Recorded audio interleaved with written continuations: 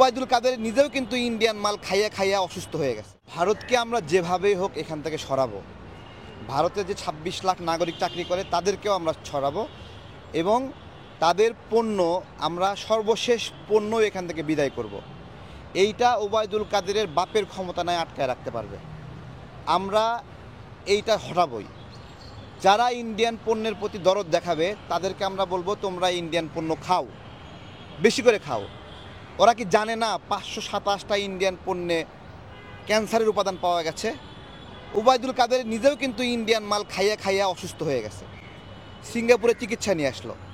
এখন বেচারা এখন নিজে অসুস্থ হয়েছে, সে ভাবছে যে আমি হয়েছি, ওরা হবে না কেন? তো জনগণও হোক এইভাবে। এই জন্য ওবায়দুল কাদের ইন্ডিয়ান প্রেমের প্রতি একটা নকল প্রেম দেখাচ্ছে, ওই শেয়ালের মতো।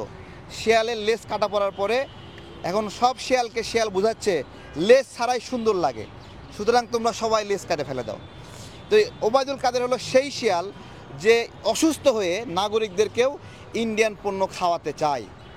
তো আমরা নাগরিকদেরকে জেলায় জেলায় বুঝাচ্ছি, এটা বুঝতে হবে যে ইন্ডিয়ানরা মোটামুটি একটা অপরিচ্ছন্ন জাতি। তারা অপরিচ্ছন্ন থাকতে ভালোবাসে, নোংরা পরিবেশে থাকতে ভালোবাসে। তাদের ঘর বাড়িও হাইজেনিক না, তাদের ওয়াশরুমও হাইজেনিক না।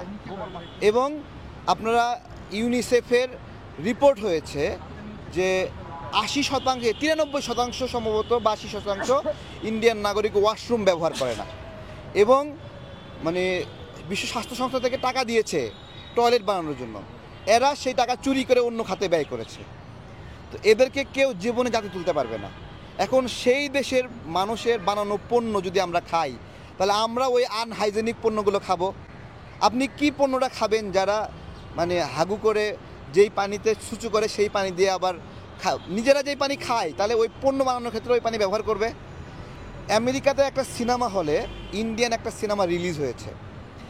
সেই সিনেমা হলে আমেরিকানরা দেখছে, খুব জনপ্রিয় একটা সিনেমা, সারা ওয়ার্ল্ডে খুব জনপ্রিয় হয়েছে, আমেরিকানরা দেখছে এখন।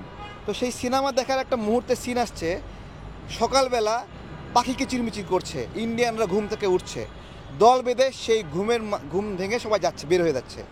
আমেরিকানরা আশ্চর্য হচ্ছে যে একই সময়ে সবাই দল বেঁধে কোথায় যায়। তো তারপরে তারা দেখতে পারলো যে তারা কেউ খেতে, কেউ মূলা খেতে, কেউ জঙ্গলে বিভিন্ন জায়গায় গিয়ে বসে বসে। বলছে ওরা বসে কেন, ওরা কী করছে এখানে? তো বলছে তারা এখানে টয়লেট করছে। অদ্ভুত তো, এখানে টয়লেট করছে, তো ওদের টিস্যু কোথায়? ঠিক আছে, ওই না, ওরা টিস্যু ব্যবহার করে না, তো ওরা মানে পাতা ব্যবহার করছে। তো ভালো কথা, পাতা ব্যবহার করতে পারে, টিস্যু নাই। এরপরে তারা দেখে যে এই লোকগুলো সবাই দল বেঁধে আবার পুকুরে যাচ্ছে। পুকুরে যাচ্ছে কেন? এই ওরা পুকুরে যায় কেন? তো বলছে পরিষ্কার হবে না, ছুঁচু করছে। সেখানে ছুঁচু করার পরে দেখে নামিয়ে আবার গোসল করতেছে, সেই পানি আবার মুখে নিয়ে কুলি করছে। তো তা আমেরিকানরা এই বিষয়গুলো নিয়ে তাদের গা রি করা শুরু করে দিচ্ছে। এখন এই যে অবস্থা, এই পর্যন্ত তারা মেনে নিছে।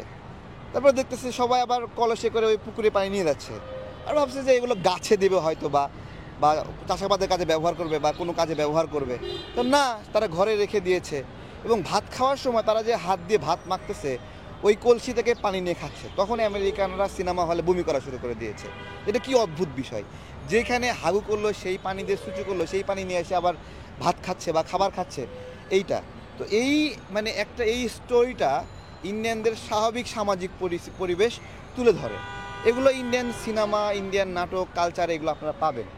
তো আমরা যারা ইন্ডিয়ান পণ্যের প্রতি অতিরিক্ত প্রেম দেখাচ্ছি, জাস্ট একটা ইমাজিন করেন যে আপনাকে এই পণ্যটাই সে খাওয়াচ্ছে কিনা, যা সে নিজে খায়, যা সে নিজে বানায় সেটাই খাওয়াচ্ছে কিনা।